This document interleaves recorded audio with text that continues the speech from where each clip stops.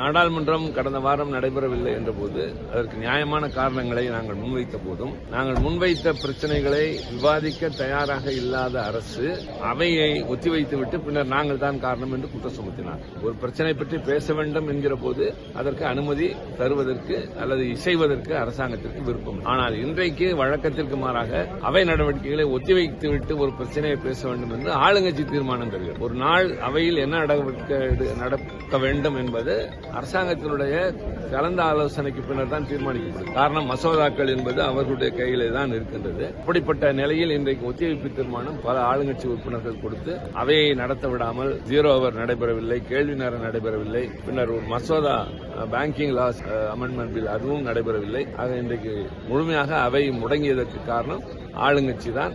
ஆக எங்களை இத்தனை நாள் குறை சொன்னவர்கள் அவர்கள் முன்மாதிரியாக நடந்து கொள்வதற்கு மாறாக நாடாளுமன்றத்தை முடக்குகிறார்கள்.